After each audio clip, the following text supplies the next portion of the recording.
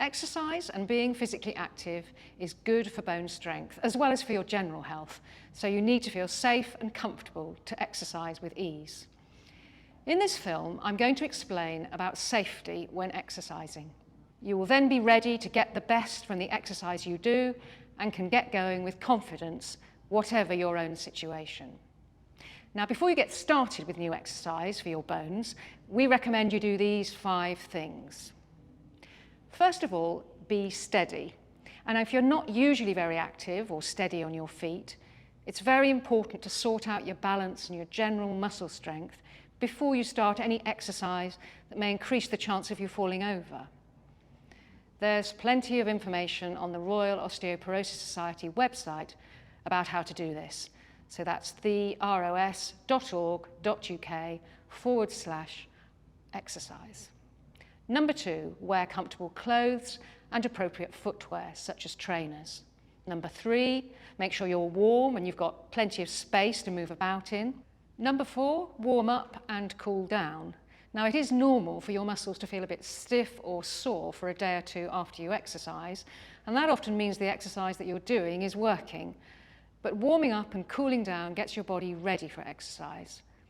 Again, there are films showing you how to do this on the ROS website. Number 5, build up gradually and make it work for you. You should speak to your doctor if you have medical conditions that may affect your ability to exercise, or if you get a sudden new pain after exercising that doesn't go away. That could be a sign of injury. If you have osteoporosis, you may be worried that you might break a bone, especially in your spine when you're exercising.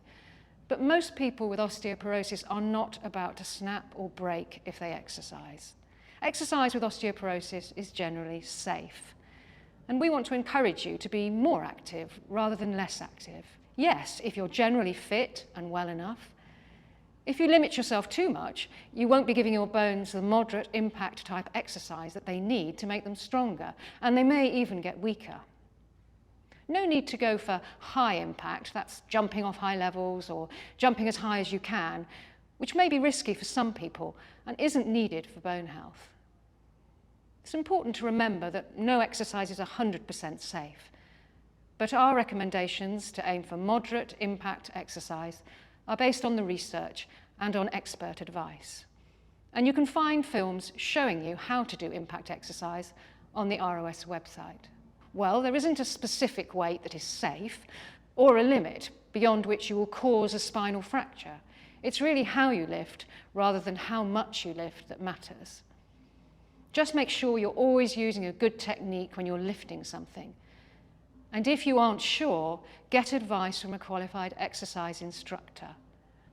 For more information on doing muscle strengthening exercise, how to use weights, and moving and lifting safely with osteoporosis, check out the information and films on the ROS website. Well, bending forward is just a normal part of moving, but some movements, such as the roll down in Pilates, the sit-up exercise, and some exercises where you touch your toes, can put a lot of pressure on the front part of the spine. They do have the potential to cause spinal fractures if your bones are very weak. So think about hinging from the hip, that's bending forward from your hip with your back nice and straight, or perhaps change to another exercise. And we've got plenty of information on our website to show you how to do this. Well, if you've had spinal fractures or broken several bones in the past, we recommend sticking to low impact type exercise like walking or climbing stairs as a general rule, just to be on the safe side. This is because you're more likely to break another bone like a spinal fracture when you exercise than other people are.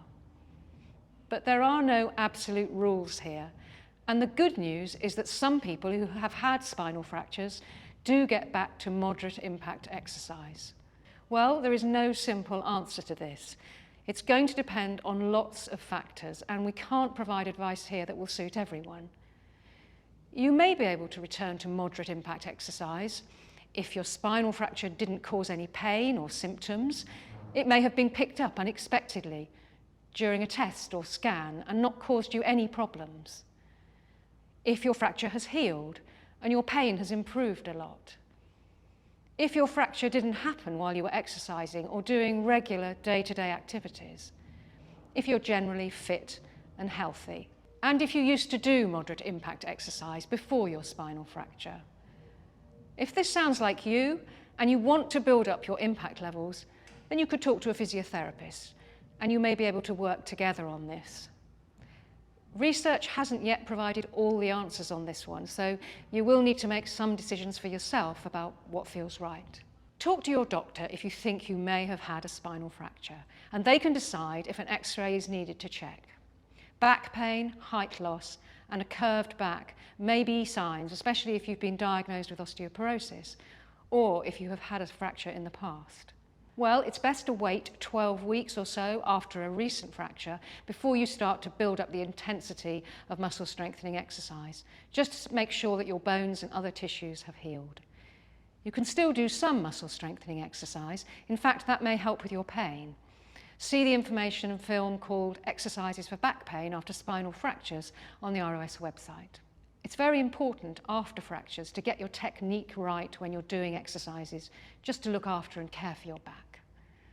Do take a look at the films on muscle strengthening exercise on the ROS website, as well as the low impact stage of the weight-bearing impact exercise plan. I hope you have found this information useful and you now feel more informed and confident to exercise for your bones.